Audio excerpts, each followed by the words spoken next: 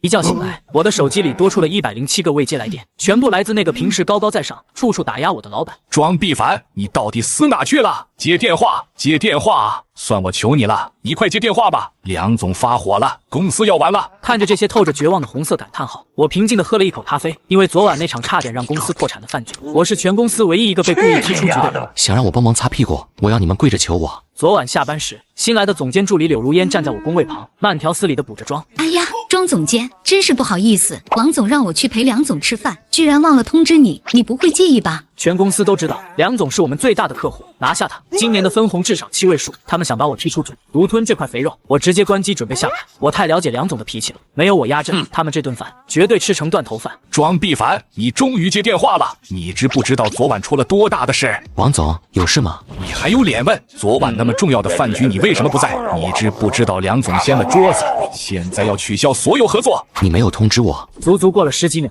王总的声音再次传来，带着掩饰不住的慌乱。你先别说这些了，赶紧，你现在马上回公司。不，你直接去梁总那里，梁总点名要见你。你要是搞不定，今天就给我卷铺盖走人。想让我去擦屁股，可以，但这次我要你们跪着求我。我踩着点推开公司大门，整个办公区鸦雀无声，同事们看我的眼神里夹杂着同情和幸灾乐祸。我没有理会，径直走向王总办公室。你们到底怎么做事的？谁给你们的胆子？我走到门口，柳如烟刚好推门出来。庄总监，你可算来了，王总正找你呢。是吗？庄必凡，你还有脸来？王总，现在是上班时间，我为什么不能来？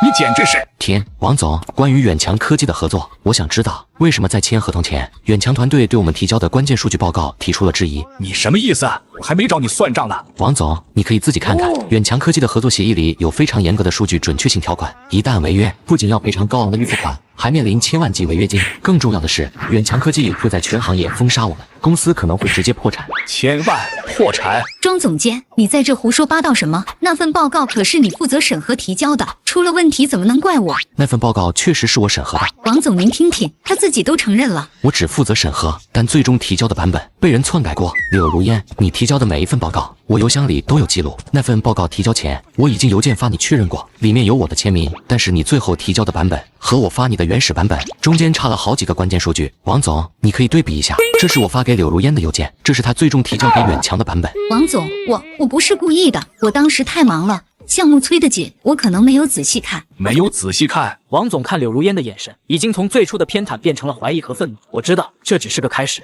远强那边的问题远比简单的失误严重得多，好戏才刚刚开始。王总，你可以自己看看，这里还有重点。核心盈利预测模型和关键参数全被修改了。我交给柳如烟的是保守估计的0.5，但最终提交的却是激进的0.8，甚至连底层逻辑都直接被替换成了另一个完全不同的模型。这些修改非常专业，不仅需要对底层代码有极深的了解，还要拥有系统的高级访问权限。而我虽然懂技术，但没有这个最高权限。办公室里一片死寂，我的话隐隐将矛头指向了拥有内部最高权限的王总。柳如烟，这到底是谁让你这么干的？庄总监，你血口喷人，这些专业细节我怎么可能懂？我根本不懂什么系统什么模型，这明明就是你干的，你想把责任全推给我。柳如烟像被踩了尾巴的猫，急切地倒打一耙。王总，现在不是吵架追责的时候，你们难道没发现一个很大的疑点吗？远强科技在签约前最后一刻发现报告造假，他们完全可以直接取消合作，甚至起诉我们，可是他们没有，反而要求我们公司高管全员去当面解释。远强科技的老板梁振是什么人，大家心里都清楚，他要的绝不是什么解释，而是看我们处理这件事的态度。喂，小陈助理，对，我们在查了。好的，我们马上过去。远强那边发话了，点名要求你庄必凡必须到场，并且由你负责这次的事故说明。如果不去，不仅立刻取消合作，还要追究我们的法律责任。我感到一丝惊讶，但很快平静下来。我缺席了之前的饭局，这本身就是他们计划中的一环，而远强科技是唯一没有被算计在内的局外人。远强科技的老板梁振就是我破局的关键，这也是为什么我必须把他拉下水。我和王总以及几名技术高管赶到了远强科技，项目组空荡荡的，只有一台闪烁着指示灯的服务器在默默运转。王总，你们就是这么敷衍远强科技的，将核心系统直接替换？我没有理会他，直接接管了一台最高权限的终端。系统的访问日志已经被抹去，显然对方有备而来，但我没有去查开始和结束，而是直接调出底层协议的日志，追踪文件修改痕迹。整个机房只有键盘的敲击声和服务器风扇的轰鸣声。王总在一旁急得像热锅上的蚂蚁。找到了，在8月15日，也就是交付的前一天晚上，有一个内部账号通过远程传输协议上传了替换文件，而且这个账号是柳如烟的账号。这个记录只存在了1秒，在替换项目文件后，他清空了文件，停留了10秒，然后退出了系统，抹除了所有的日志。但是只要做过，就会留下痕迹。他不仅替换了文件，甚至还植入了精密的病毒。我将时间线继续往前追溯，在替换文件前的1个月，也就是8月10日，柳如烟的账号在同一个局域网 IP 地址下有过一次庞大的文件下载记录。通过这个记录，他在远强的服务器上上传了一个文件。我没有权限，王总，请你解开这份被上传的文件。文件被解开，显示在屏幕上的瞬间，我的眼睛瞬间睁大了。那份文件赫然是远强科技核心架构源码 V3.0， 这是远强公司耗时3年，投入数亿资金研发的还未上市的下一代核心产品。柳如烟不仅将数据备份的参数改为激进的自动核心，甚至将远强核心源码通过木马窃取。他要毁了远强公司，甚至毁了我们。这已经不是普通的商业竞争了，这是赤裸裸的犯罪。这份记录足以证明一切。柳如烟，柳如烟，王总，先别急着下定论。王总，庄必凡他到底在搞什么鬼？你们不在公司开会，自己跑到这里，是想把责任都推到我头上吗？王总，我不知道他跟你说了什么，但那些都是伪造的。他庄必凡一个为了上位不择手段的男人，伪造点证据算什么？庄必凡，你作为项目组长，一直嫉妒我，你为了让我背锅，竟然做出这种事，你就不怕承担刑事责任吗？真是可笑。我冷冷地看着他，将鼠标箭头移动到屏幕上，指着那个账号的登录记录和局域网 IP， 以及那份被窃取的核心源码文件。柳如烟，上传文件用的传输协议是我在半年前为公司内部通讯开发的。这个协议的密钥，全公司只有我和王总知道，就连你也不可能知道。那么，一个连底层逻辑都不懂的项目经理，却能精准地使用这个协议，甚至在同一个特定的局域网下，你还敢用？你觉得呢？柳如烟看着屏幕上的证据，脸上的最后一丝血色也褪得干干净净。不可能，这不可能！你怎么可能？王总的愤怒已经到达了顶点，他直接拨通了内线电话。保安部吗？马上派人去我的办公室，把柳如烟的电脑、手机以及所有通讯设备全部没收。法务部，马上报警！王总，你不能这样对我，我是为你办事的。你背叛公司，窃取远强公司的核心机密，你让我公司完蛋了！柳如烟被保安拖了出去，办公室里只剩下我们3人，但危险并没有解除。小陈脸色阴沉的仿佛能滴出水。王总，远强公司的律师函马上就会送到，这长达1000万的索赔，不仅要追究一切法律责任，还要赔偿一切损失。王总看着桌上的文件，面如死灰。小陈，这都是柳如烟干的，办公室有我们公司的监控信息，那是你们的人，全由你们负责。王总，现在还有挽回的余地。柳如烟只是个执行者，他没有这个脑子，他背后肯定有人，只要我们顺藤摸瓜，就能找到幕后黑手。黑手？什么黑手？你庄必凡可笑！你以为远强科技的梁振是傻子？合同已经违约了，律师函已经发了，你还有什么去挽回？这是一个局，一个针对远强科技，甚至针对我们公司的局。他们窃取远强科技的核心源码，目的不仅仅是毁了远强，更是为了拿去卖给远强科技的竞争对手。如果这份源码被卖给竞争对手，那将是远强科技巨大的损失，甚至是一个远强科技未来10年都无法挽回的商业版图。我们需要时间，需要公司所有的最高权限，需要远强科技的资源配合。王总看着我，死灰般的眼睛里闪过一丝希望。好，庄必凡，梁总给你这个机会，从现在开始，远强科技的资源任你调配，只要能挽回损失，远强公司不追究你们的责任，只要一个结果。但是庄必凡，你要知道，如果失败，你不仅要承担所有的责任，还会成为整个行业的边缘人。我明白，你放心。这场没有硝烟的战争由我全权指挥，我把远强科技的小会议室当成了临时作战指挥部，王总最高权限，公司所有的服务器数据全部开放。连续几个通宵，我调取了远强科技的项目数据、行业数据以及私下收集的竞争对手商业情报。我并没有去写普通的挽救报告，而是将目光锁定在了一个隐藏极深的新能源项目上。这个项目目前还未公开招标，但通过数据分析，远强科技的新模型在这个项目上有着巨大的应用前景。如果远强科技能拿下这个项目，不仅能填补违约的窟窿，还能一跃成为行业巨头。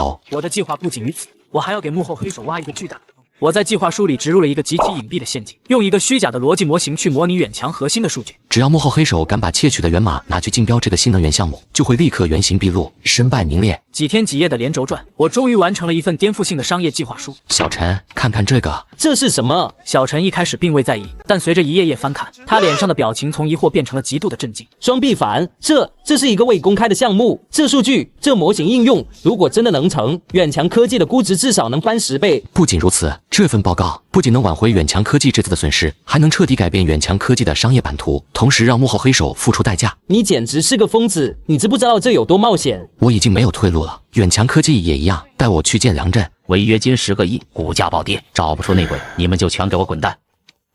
你是谁？代表你们公司来谈违约金的？我不是来谈违约金的，我是来送您一个价值100亿的项目，只需要您10分钟时间。梁振扫了一眼报告的封面，没有说话，陷入了沉默。几秒钟后，他向旁边的秘书挥了挥手，把接下来的会议推迟。我迅速打开电脑，连接投影，将商业模式和数据模型展现在大屏幕上。远强科技目前面临的困境，表面上是新能源项目数据泄露，实际上是竞争对手在利用窃取的数据进行低价抢占市场。我的计划很简单，用一个虚假的逻辑模型去模拟远强核心的数据，只要幕后黑手敢把窃取的源码拿去竞标，就会立刻原形毕露。大屏幕上展示着各种压力测试，模型模拟在不同变量下远强科技投资回报率的曲线变化。你叫什么名字？庄必凡。庄先生，你的报告确实很精彩，但恕我直言，这些内容并不是贵公司的业务范围吧？是不属于，但这却是我今天来谈判的筹码。我的条件是，远强科技和我们公司重新签订合同，市场占有率55分成，并且我们需要远强科技提供技术支持。大屏幕上切换到远强科技的详细数据。远强科技目前的核心技术虽然在当前市场上占据了一定份额，但底层架构的拓展性很差，数据处理效率低下。如果竞争对手推出更先进的系统，远强科技将毫无招架之力。而我的模型就是专门针对竞争对手的，因为我把远强科技可能采取的价格战、专利战等一系列反制手段都已经作为变量输入进去了。我的回应滴水不漏，小陈的眼神中闪过一丝掩饰不住的震惊。他似乎没料到，我不仅算计了远强科技，也算计了竞争对手。庄必凡，你的胃口很大，不过远强科技同意这个条件，成交，合作愉快。庄总，关于公司内部的内鬼，我希望你能给我一个满意的交代。现在你可以把陷阱模型发给技术部了，剩下的我们来谈谈，去准备新合同，条款细则按庄总的意思去拟。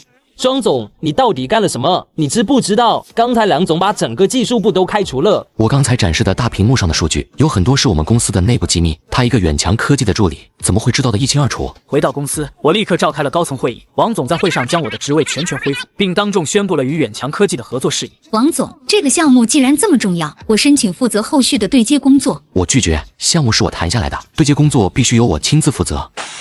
庄必凡，你跟我来一趟办公室。庄必凡，你这次做得很好，没有让我失望。如果我没有拿下远强科技，那个被扫地出门的人肯定是我。王总，关于远强科技的市场占有率，我想……庄必凡，你为什么非要跟远强科技过不去呢？他们是我们的客户，了解我们的底细。如果我们能借着这个项目跟他们达成合作，王总，我们有协议，如果我们泄露了核心源代码，不仅拿不到钱，很可能被远强科技起诉。你太死板了，我们是公司，内部数据对远强科技是公开的，只要不被发现，谁知道是我们泄露的？再说了，就算被发现，我们也可以推脱是下面的人干的，我们只是一个中间人。远强科技难道还能为了一个计划书跟我们翻脸？只要我们把源代码交出去，远强科技的核心技术和高层人脉就都是我们的了。王总，我不会这么做的，谁想这么做谁就去，但我绝对不会参与。你这么做图什么？我图心安，我图我能光明正大的走在阳光下，而不是像一只老鼠一样躲在阴暗的角落里，靠着出卖别人来换取利益。第二天，我带着合同来找王总。王总，我检查过了，远强科技的合同没有任何问题，我们可以签字了。很好，你把这份文件拿去给柳如烟，让她负责后续的沟通协调。王总，这个项目我一直跟进，柳如烟并不了解其中的细节，如果交给她，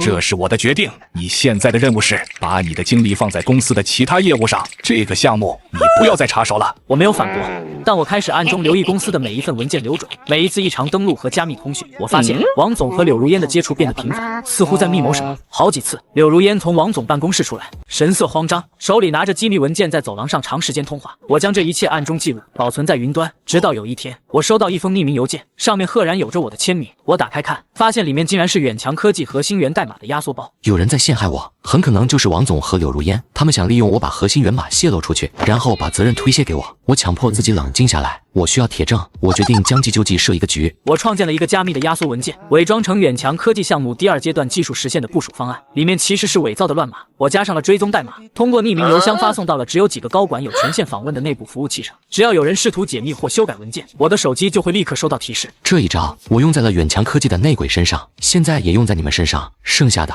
就是等待猎物上钩。目标文件已被解密，解密 IP 为公司内部 IP， 登录账号王杠_Tech Director， 终于逮到你了。第二天一早，我拿着这份新的证据，直接冲进了王总的办公室。你想干什么？你敢报警？王总放心，我没有报警，我只是把那份伪造的机密文件交给了柳如烟，那个在公司待了10年，一直被您当作心腹的女人。王总，你不能把责任全推给我，我们是一根绳上的蚂蚱。我在公司干了10年，没有功劳也有苦劳，你凭什么这么对我？你把事情越闹越大，到到底想干什么？庄必凡走进办公室，我把证明柳如烟和王总勾结的录音以及伪造的假文件都摆在了桌面上。王总，其实你也是被人当枪使了吧？敌对公司想制造公关危机，逼创始人下台，而你却贪婪地选择了背叛，还把柳如烟当成棋子去顶替我的位置。你们本想让我做窃取机密的替罪羊，可惜我的防备让你们的计划全盘落空。现在没有了替罪羊，你为了平息梁振的怒火，只能把柳如烟推出去顶罪，对吧？庄必凡，你的工作能力很强，但这件事情你最好不要插手。我已经报警了，柳如烟窃取远强科技商业机密以及陷害我的全部证据已经提交给了警察。我当着他的面拨通了梁振的电话，将录音里的事情原原本本的复述了一遍。电话那头的梁振沉默了很久。庄总监，你是一个很聪明的员工，我很感谢你没有让柳如烟把机密泄露出去，否则我的公司也将会遭受一次巨大的损失。为了表示感谢，庄总监，我们签合同吧。王总，我不仅拿到了远强科技的合作，我还拿到了另一份计划。这份录音里也暴露了你和梁振的短板，梁振居然连远强科技的核心代码都不知道。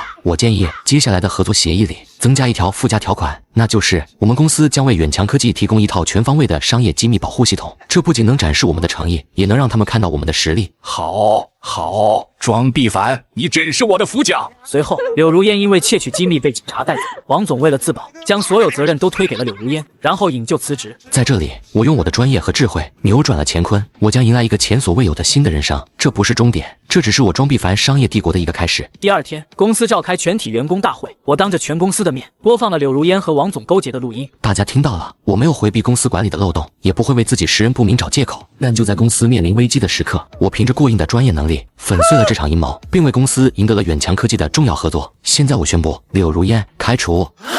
另外，王总已经引咎辞职，经过决定，从今天起由我接任公司新总裁兼项目总监，全面负责公司事务。那些曾经嘲笑过我的员工，此刻都低着头，不敢直视我的眼睛。会议结束后，我搬进了总裁办公室，立刻开始重组团队。原项目组里那些只会见风使舵、业务能力差的人全部解雇，我不需要一群只会使绊子的废物，我要的是一支能打硬仗、能出精品的团队。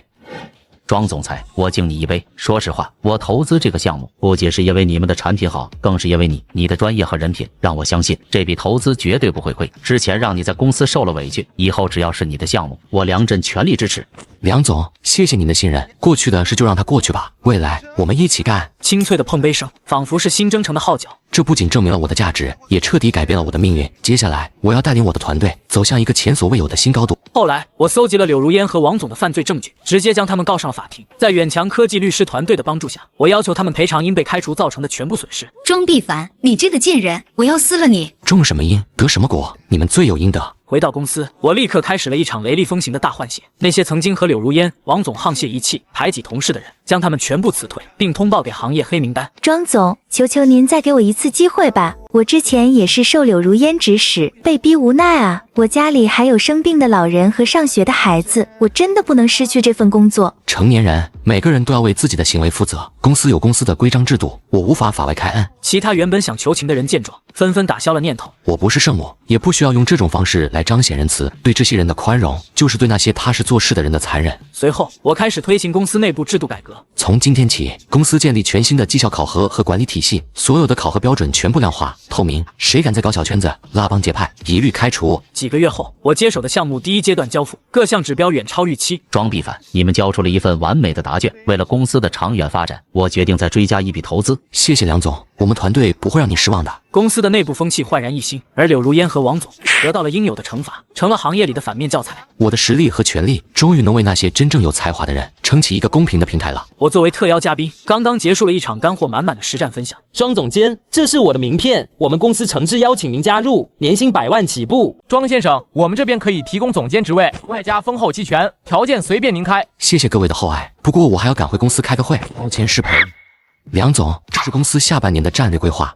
庄必凡，远强科技10%的期权签了它，你就是公司的第2大股东了。我知道现在有很多公司在挖你，我给你的薪水可能不是最高的，但我能给你的是远强科技的未来。梁总，您多虑了，钱和职位对现在的我来说已经不是最重要的了。我更看重的是您兑现了当初的承诺，给了我一个公平透明的职场环境，在这里每一个有才华的员工都能得到应有的尊重和回报。那次缺席的饭局，那100通未接来电，曾经是我职场生涯的噩梦，但也正是那场危机逼出了我所有的潜能。没有那时的黑暗，就不会有现在的破茧成蝶。我知道自己的故事才刚刚开始。庄总，好消息，您写的书《缺席的盛宴》首印10万册已经全部售罄了，现在各大书店都在催着加印呢。呢？是吗？看来大家对职场上的坑都挺感兴趣的。那可不，评书里详细记录的职场陷阱和心路历程，现在都被职场新人当成避坑指南了。还有个事哦，年前东家那边彻底完了，王总和柳如烟的公司破产了。对，资金链断裂，现在正面临清算，他们俩算是被永远钉在行业的耻辱柱上了。咎由自取。还有你以前的那些好同事，之前为了讨好柳如烟对您疯狂落井下石，现在因为站错队，不仅被整个行业的公司拉黑，